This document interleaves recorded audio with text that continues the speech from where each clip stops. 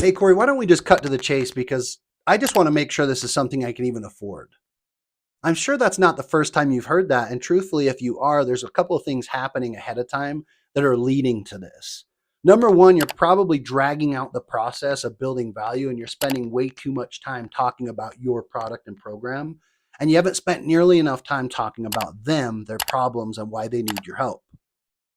Think about it. If somebody's at a time and place where they just simply can't take working at their job anymore, and you provide a true solution to allowing them to leave their job within a 4-month period, whether it was $10,000, $15,000, $20,000, if you could get to the root problem of why that client wants to leave their job and why it's so painful and what else they've tried to actually leave that job and why they're unwilling to go back to the workplace, is it safe to say that if you had a tried and proven system that could deliver those results for them, that they would pay you $10,000, $15,000, $20,000 to help them? So where's the gap? The gap is we have to show them, based on what they tell us, what the other side actually looks like. Let me explain what I mean. If we know they've been stuck in this job for the last 10, 15, 20 years, they've been looking for a solution for the last 10, they don't want to reinvent the wheel and they want someone to take them by the hand, I've got to ask questions about what's happened between then and now. How did they get to me? What else have they tried? What have they ran into? What are the obstacles that prevented them from doing this over the past 5 years? When I get into the weeds like that, you guys, it gives me the upper hand to where I don't have to guess anymore. When I get that clear, you guys, and I fully understand their problem, and not just that I understand it, that I've asked enough questions for them to confirm, yeah, that's exactly what it is. Corey, I've never had that much clarity or understanding of what it's actually going to take me to go from here to there. I've never had somebody ask me those type of questions. Think about the difference between that type of discovery and it's like, well, listen, Linda, if there was a way for us to take you under our wing and do exactly what we just talked about, if we could show you how to leave your job within the next 4 to 6 months and replace your income building out your own XYZ business, like we've discussed, do you see anything that would be stopping you there? What are the obstacles that you could see that could potentially get in your way?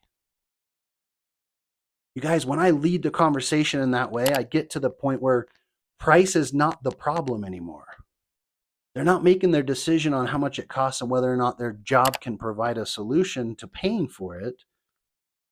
They're looking at it and realizing they don't have an option. They must invest in your program. Hey, what is this going to cost? Let's just get to the bottom of it and see what it is. Let's talk about if you miss the front end or you miss something on the front end, you still get that answer. Hey, yeah, for sure, no problem. I guess I'm kind of curious before we go into that, why is that such a concern right now? Or, yeah, totally. Hey, based on what we do, it could really range based on the type of help you need and what we're doing, how long we work with you. But I guess I'm just kind of curious before we go into that, why is that such a concern right now?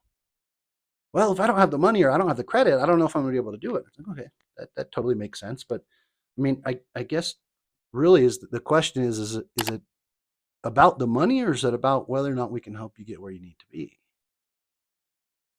If we can't get through right here, you guys, we've got to back up. And it can't be like, what about your goals? And you told me this and that. And it's like, so let's put this on hold for just a second. Whether you're going to start a hot dog stand, a construction company, a consulting business, I mean, is it safe to say that it takes money to make money? Well, yeah, I mean, of course. If you don't have it, I don't have it. It's like, okay, well, I mean, I totally agree with that. But I think for even the most sophisticated of investors starting out in real estate started out with little to no money in most cases. Would you agree? How do you suppose they funded those real estate projects with no money? I want them to start looking at debt differently. I want them to start looking at money differently. Susan, let me ask you something. We talked about your credit earlier, and you told me that you have great credit, right? And starting a business shouldn't be a problem in that regard. Have you ever utilized your credit to make you money? Have you ever made money off of somebody else's money? Most of the time in that scenario, they have not. Well, no, what do you mean? Well, let's look at it this way. Let's say that you had your credit card. I would imagine you have credit cards, right? Yeah, what kind of credit do you have, just ballpark figure on your credit cards? Oh, I don't know, probably $20,000 available. Okay. So let's just say in order to work with us with our team, and this is just an example. Watch what I'm going to do here, you guys. I'm kind of putting the pressure out here to see if she bites on it, right? Because if I have a 10K program, but I have a 20K program, and I think she'd be a way better fit right here. I'm leaning this way, but I'm going to use this number as a temp gauge, and if it blows her out of the water, I can be like, well, good thing it's not 20,000, right? Let's just let's just say that to work with our team, it was a $20,000 investment. For most people, making a $20,000 investment with their own money when they're in your position is ludicrous. Would you agree with that?